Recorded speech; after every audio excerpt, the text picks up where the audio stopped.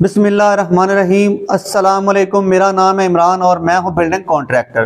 तो आज का हमारा टॉपिक है दीवारों के प्लस्तर के लिए सीमेंट और रेत मिक्सिंग किस हिसाब से रखनी चाहिए, किस हिसाब से सीमेंट और रेत मिक्सिंग रखें तो दीवारों का प्लस्तर मजबूत होगा। तो आज की इस वीडियो में इसी टॉपिक को डिस्कस करेंगे। तो वीडियो को शुरू करने से पहले मेरी आप दोस्तों से गुजारिश है, वीडियो को लाइक और शेयर कर दें। अगर आप चैनल पर नए तो चैनल को जरूर सब्सक्राइब कर लें और साथ ही लगे बेल आइकन के बटन को जरूर प्रेस कर लें ताकि आने वाली नई वीडियो का नोटिफिकेशन आप दोस्तों को सबसे पहले मिले। तो चलें वीडियो को शुरू करते हैं।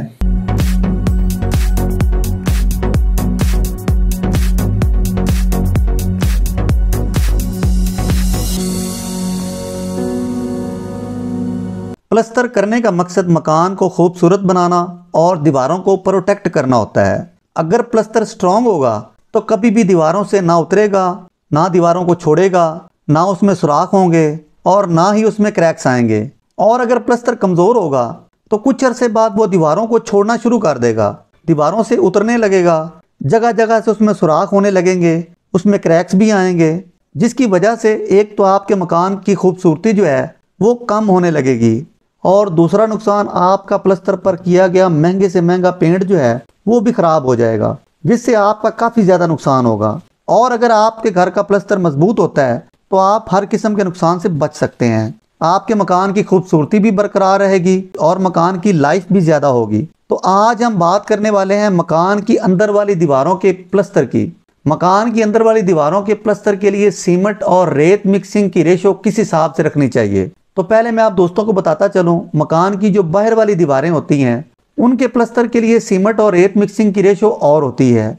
और अगर आपने छत का प्लस्तर करना हो तो उसके लिए सीमेंट और रेत मिक्सिंग की रेशो और होती है। अगर आपने धारें लगानी हो, यानी कि खिड़कियों की धारें लगानी हो या कोनों की धारें लगानी हो या शेड की धारें लगानी हो तो उसके लिए सीमेंट और रेत मिक्सिंग की रेशो और होती है। तो जो हिसाब इस वीडियो में सीमेंट और रेत मिक्सिंग की रेशो का बताया गया है वो सिर्फ और सिर्फ मकान की अंदर वाली दीवारों के प्लस्तर के लिए है। जो दोस्त इस शोबे से मुंसलिक हैं उनको तो पता होगा, और जो दोस्त नया मकान बनाना शुरू करते हैं जिनका कंस्ट्रक्शन के बारे में कोई तजर्बा नहीं होता, वो मुख्तलिफ लोगों से पूछते हैं।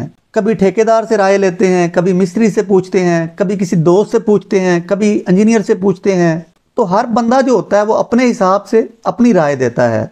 तो नया मकान बनाने वाला बंदा जो होता है वो काफ़ी परेशान हो जाता है, कंफ्यूज हो जाता है, उसको समझ नहीं आ रही होती कि मैं दीवारों के प्लस्तर के लिए सीमेंट और रेत मिक्सिंग किस हिसाब से रखूं ताकि मेरे घर का प्लस्तर मजबूत हो। तो कुछ दोस्त अपनी राय के मुताबिक 1/6 के प्लस्तर की सीमेंट और रेत मिक्सिंग को बेहतर समझते हैं और कुछ दोस्त 1/5 के हिसाब से सीमेंट और रेत मिक्सिंग की रेशो को बेहतर समझते हैं और कुछ दोस्त 1/4 के हिसाब से सीमेंट और रेत मिक्सिंग की रेशो को बेहतर समझते हैं। तो आज मैं मकान की अंदर वाली दीवारों के प्लस्तर के लिए सीमेंट और रेत मिक्सिंग की रेशो बताऊंगा। उससे प्लस्तर मजबूत भी होगा, प्लस्तर में कभी क्रैक्स भी नहीं आएंगे और प्लस्तर कभी दीवारों से उतरेगा भी नहीं। लेकिन फिर मैं आप दोस्तों को दोबारा रिपीट कर देता हूँ, ये मकान की सिर्फ और सिर्फ अंदर वाली दीवारों के लिए है, क्योंकि मकान की जो बाहर वाली दीवारें होती हैं उन पर बारिशें होती हैं, बारिशों का पानी आता है, मौसमी इफेक्ट भी हो सकते हैं, नीचे वाली दीवारों की नमी भी ऊपर जा सकती है, कहीं से किसी और मसले की वजह से नमी भी आ सकती है, कोई पाइप लीक हो सकता है, उसकी नमी भी बाहर वाले प्लस्तर में आ सकती है। तो बाहर वाला प्लस्तर जो होता है वो ज़्यादा मजबूत करने की ज़रूरत होती है, क्योंकि बाहर वाला प्लस्तर अगर कमज़ोर होगा तो उसमें से नमी जो होगी वो अंदर वाली दीवारों में आ जाएगी। तो इसलिए ये मकान की बाहर वाली दीवारों के प्लस्तर के लिए सीमेंट और रेत मिक्सिंग की रेशो नहीं है, सिर्फ और सिर्फ मकान की अंदर वाली दीवारों के प्लस्तर के लिए ये सीमेंट और रेत मिक्सिंग की रेशो है। तो मकान की अंदर वाली दीवारों के प्लस्तर के लिए सीमेंट और रेत मिक्सिंग की रेशो जो रखनी है वो आपने रखनी है 1/5 के हिसाब से, यानी 1 हिस्सा आपने सीमेंट का डालना है, उसमें 5 हिस्से आपने रेत के डालने हैं। अगर आपने 1 बैग सीमेंट का डालना है तो उसमें 5 बैग आपने रेत के डालने हैं। अगर आपने तगारियों के हिसाब से सीमेंट और रेत को मिक्स करना है तो आपने 1 तगारी सीमेंट की डालनी है, उसमें 5 तगारियां आपने रेत की शामिल करनी है। यानी जिस भी तरीके से आपने सीमेंट में रेत को मिक्स करना है आपने 1/5 का हिसाब जरूर रखना है।